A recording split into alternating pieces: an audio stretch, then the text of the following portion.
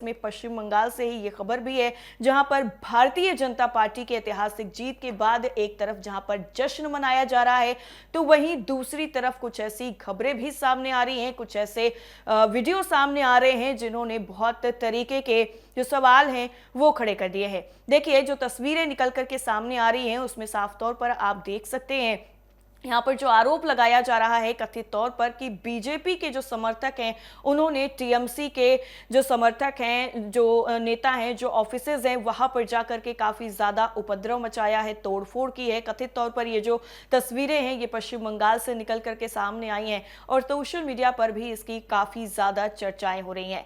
तमाम विपक्ष के जो नेता हैं वो इन तस्वीरों को लेकर के सवाल उठा रहे हैं और पूछ रहे हैं कि क्या यही पश्चिम बंगाल में बीजेपी की सरकार का मोटिव है कि सरकार यहां पर बीजेपी के जीतने के साथ ही यहां पर हिंसा शुरू हो गई है। देखिए, एक तरफ नई सरकार बनाने की जो कवायद है वो लगातार चल रही है और ऐसे में जीत के जश्न में यानी रंग में भंग मिलाते हुए कुछ लोग जो है वो नजर आए हैं, कथित तौर पर बीजेपी से जुड़े हुए बताए जा रहे हैं। हिंसा भड़काने और तोड़फोड़ की जो खबरें सामने आई हैं, इसका जो आरोप है वो बीजेपी समर्थकों पर कथित तौर पर लग रहा है। राजधानी कोलकाता में ही बुलडोजर के जरिए दुकानों को तोड़ा गया है, यह भी आरोप लग रहा है। इसी बीच में मुख्य चुनाव आयुक्त ज्ञानेश कुमार ने राज्य में हिंसा भड़काने वालों और तोड़फोड़ करने वालों पर सख्त कार्रवाई के निर्देश भी दिए हैं। दरअसल चुनाव परिणाम आने के बाद से ही पश्चिम बंगाल में हालात काफी ज्यादा बदल चुके हैं। चुनाव आयोग लगातार इन हालातों पर नजर भी बनाए हुए है। सीईसी ज्ञानेश कुमार ने पश्चिम बंगाल के मुख्य सचिव, पुलिस महानिदेशक, कोलकाता पुलिस कमिश्नर और केंद्रीय सशस्त्र पुलिस बलों के डीजीएस के साथ साथ सभी जिलाधिकारियों, पुलिस अधीक्षकों के साथ साथ बाकी पुलिस अफसरों को लगातार गश्त पर रहने के आदेश दिए हैं। लेकिन यहाँ पर तस्वीरें जो निकल करके पश्चिम बंगाल से सामने आ रही हैं वो वाकई बहुत सारे सवाल यहाँ पर खड़े कर रही हैं। जिस तरह से विपक्ष इन तस्वीरों को साझा कर रहा है, सोशल मीडिया पर शेयर कर रहा है और सत्ता पक्ष से सवाल पूछ रहा है। देखिए, मुख्य चुनाव आयुक्त ने अपने बयान में यह भी कहा है कि बंगाल में हिंसा भड़काने और तोड़फोड़ करने वालों को तुरंत गिरफ्तार किया जाए। साथ ही प्रभावित इलाकों में गश्त लगाए जाने के निर्देश भी दिए गए हैं। इससे पहले परिणाम के बाद कुछ शहरों में जीत के जश्न पर तोड़फोड़ और हंगामा करने की खबरें भी सामने आई थी। कथित तौर पर कोलकाता के ऐतिहासिक न्यू मार्केट में एक मीट शॉप को बुलडोजर से ढहा दिया गया। कहा यह जा रहा है कि पुलिस और केंद्रीय बलों की मौजूदगी में कथित तौर पर भीड़ ने दुकान में तोड़फोड़ भी की। बुलडोजर से ढहाए गए मीट शॉप तृणमूल कांग्रेस के नेता और राज्यसभा सांसद डेरेक ओब्रायन ने इस पूरे मामले को सोशल मीडिया पर शेयर किया है। इसका वीडियो उन्होंने बाकायदा शेयर किया है। साथ ही साथ उन्होंने एक ट्वीट भी किया है जिसमें उन्होंने इस पूरी घटना को लेकर सवाल उठाए हैं। वीडियो शेयर करते हुए डेरेक ओब्रायन ने लिखा है कि सेंट्रल कोलकाता में न्यू मार्केट के पास पुलिस की इजाजत के साथ जीत के जश्न के तौर पर मीट शॉप को गिराने के लिए एक बुलडोजर लाया गया, जबकि पास में ही सीएपीएफ केंद्रीय सशस्त्र पुलिस बल के जवान भी पास में ही मौजूद थे। सिर्फ कोलकाता ही नहीं, उत्तर 24 परगना के श्यामनगर में बुलडोजर चले हैं। श्यामनगर में भी बुलडोजर चलाते हुए बिस्वा बांग्ला को ढहा दिया गया।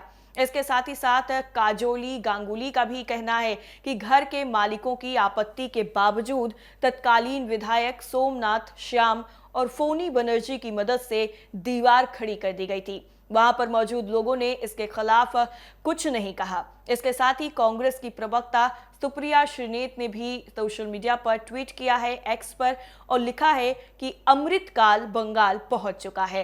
कोलकाता के न्यू मार्केट में बुलडोजर से बीजेपी समर्थक तोड़-फोड़ कर रहे हैं।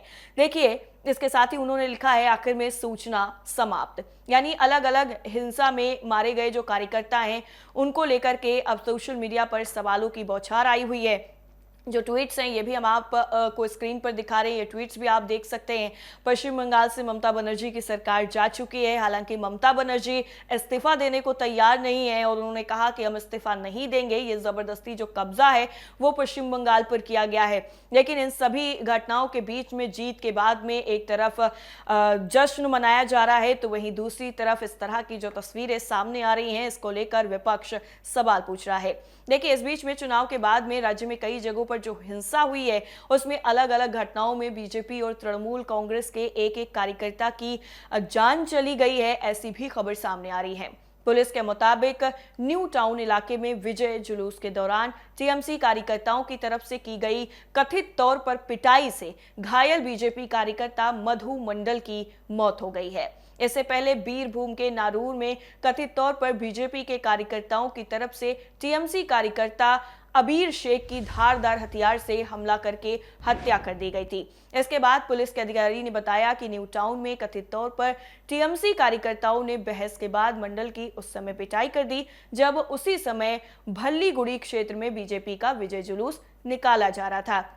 इसके साथ ही उन्हें अस्पताल भी ले जाया गया था, जहां पर उन्हें मृत घोषित कर दिया गया। इसके अलावा बीजेपी के कार्यकर्ताओं ने इलाके में टीएमसी कार्यकर्ताओं के घरों पर भी हमला किया कथित तौर पर।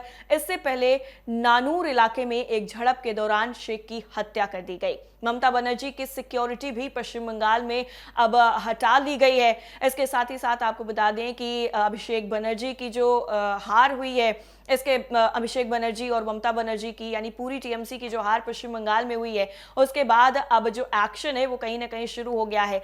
सत्ता से बेदखल होने के एक दिन बाद ही दक्षिण कोलकाता में मुख्यमंत्री ममता बनर्जी के आवास के बाहर लगाए गए बैरिकेड्स को आंशिक रूप से हटा दिया गया है। साथ ही उनके भतीजे अभिषेक बनर्जी के ऑफिस से भी सुरक्षा हटा ली गई है।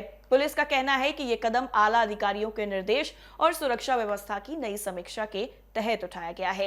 यानी कुल मिलाकर के जो सत्ता का परिवर्तन था वो तो हो चुका है, लेकिन अब एक्शन की बारी पश्चिम बंगाल में है और एक्शन किस तरह से होंगे ये देखना बेहद ही दिलचस्प होगा। मेरे साथ फिलहाल इतना ही। नमस्कार।